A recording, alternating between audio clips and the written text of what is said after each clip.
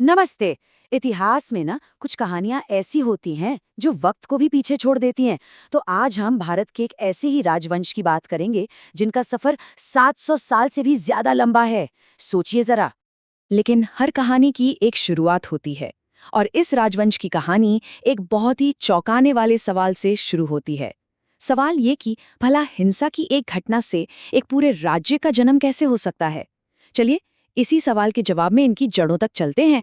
तो कहानी का पहला पन्ना किसी जीत का नहीं है, बल्कि ये कहानी शुरू होती है धोखे और एक ऐसी त्रासदी से जिसने सब कुछ बदल कर रख दिया। बात शुरू होती है जूसी राज्य से। वहां के राजा थे राजा वीरसेन, लेकिन एक फकीर ने उनकी हत्या कर दी। बस इसी एक घटना ने पूरे शाही परिवार की किस्मत हमेशा हमेशा के लिए बदल दी। अब जाहिर है राजा की हत्या के बाद उनके बेटे लाखन को अपनी जान बचाने के लिए झूसी से भागना पड़ा। लेकिन वो हार मानने वालों में से नहीं थे। उन्होंने एक नया, भले ही छोटा, लेकिन अपना राज्य स्थापित किया जिसका नाम था हुंडौर। और यहीं से इस वंश के कभी ना हार मानने वाले जज्बे की कहानी शुरू हो जाती है। अब ये कोई एक दो दिन की बात नहीं थी। अगले 300 सालों तक, मतलब कि 10 पीढ़ियों ने अपनी ताकत को फिर से बनाने के लिए लगातार संघर्ष किया। 1328 में राजा जय सिंह ने अरोड़ राज्य की नींव रखी और फिर कई पीढ़ियों के उतार चढ़ाव के बाद 1628 आते आते ये राज्य तिरौल में मिल गया। तो अब आता है कहानी में बहुत बड़ा टर्निंग पॉइंट, एक ऐसी जगह का बनना जिसने इस पूरे राजवंश को उसकी असली पहचान दी। इतने संघर्ष के बाद सीन में एंट्री होती है एक दूरदर्शी शासक की, राजा प्रताप सिंह। 1628 से 1682 तक के अपने शासनकाल में उन्होंने एक ऐसा फैसला लिया जिसने इतिहास ही बदल दिया। फैसला था एक नया मजबूत किला बनाने का, और इस किले को नाम दिया गया प्रतापगढ़, मतलब प्रताप का किला। बहुत जल्द ये किला सिर्फ एक किला नहीं रहा, बल्कि तिरौल का नया हेडक्वार्टर बन गया और इस परिवार की बढ़ती हुई ताकत का सिंबल भी। चलिए अब कहानी को थोड़ा और आगे बढ़ाते हैं, ब्रिटिश राज के दौर में। ये वो वक्त था जब सियासत पूरी तरह बदल रही थी और इस राजवंश को भी वक्त के साथ बदलना था। तो 1860 के आसपास जब पूरे देश में सैन्य विद्रोह की आग लगी हुई थी, माहौल एकदम गर्म था, तब राजा अजीत सिंह ने एक बहुत ही बड़ा और कह सकते हैं कि एक स्ट्रेटेजिक मूव लिया।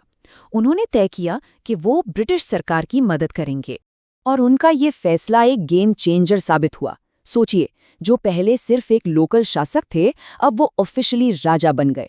उन्हें खेरी, हरदोई और उन्नाव जैसे जिलों में जमीनें मिली और उन्होंने 1866 में प्रतापगढ़ किले को खरीदकर उसे फिर से शानदार बना दिया। मतलब उनका स्टेटस, उनकी पावर, सब कुछ बदल गया था।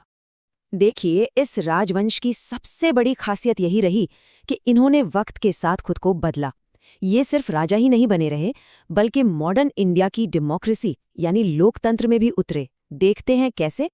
राजा अजीत सिंह के बाद आए उनके उत्तराधिकारी राजा प्रताप बहादुर सिंह, और इन्होंने तो मॉडर्न एडमिनिस्ट्रेशन को पूरी तरह अपना लिया। वो एक मैजिस्ट्रेट बने, लेजिस्लेटिव काउंसिल में भी रहे, और तो और उन्हें राजा बहादुर का टाइटल भी मिला। सबसे बड़ी बात, उन्हीं की वजह से राज्य का नाम ऑफिशियली प्रतापगढ़ रखा गया, जो आज तक कायम है। और ये बदलाव का सिलसिला अगली पीढ़ी में और भी मजबूत हुआ। राजा अजीत प्रताप सिंह, जो कैम्ब्रिज यूनिवर्सिटी से पढ़े थे, उन्होंने तो आज़ाद भारत की राजनीति में अपना लोहा मनवाया। वो दो बार प्रतापगढ़ से सांसद बने और एक्साइज और फॉरेन मिनिस्टर जैसे बड़े पदों पर भी रहे। तो इतने लंबी कहानी के बाद सवाल ये है कि आज क्या हो रहा है? ये सदियों पुरानी विरासत आज कहाँ है? चलिए देखते हैं कि आज की पीढ़ी इसे कैसे आगे बढ़ा रही है। तो देखिए, ये सिलसिला आज भी टूटा नहीं है। साल 2000 में राजा अजीत प्रताप सिंह के निधन के बाद उनके बड़े बेटे राजा अभय प्रताप सिंह ने जिम्मेदारी संभाली, जो खुद भी सांसद रह चुके हैं। और आज उनके बेटे राजा अनिल प्रताप सिंह इस परिवार के मुखिया हैं। और इस तरह ये कहानी आज तक आ पहुंचती है। वो जो ऐतिहासिक प्रतापगढ़ किला है ना, उसे आज भी राजा अनिल प्रताप सिंह ही संभाल रहे हैं। सोचिए, वही सदियों पुरानी परंपरा आज भी जिंदा है। तो पुराने राजाओं से लेकर आज के राजनेताओं तक ये पूरा सफर हमें एक बहुत बड़े सवाल पर लाकर खड़ा कर देता है के आखिर 700 सालों तक टिके रहने के लिए क्या लगता है?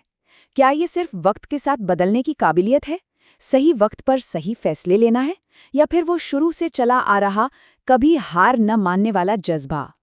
शायद इन सब का एक मिला जुला रूप ही इस अविश्वसनीय कहानी का असली राज है।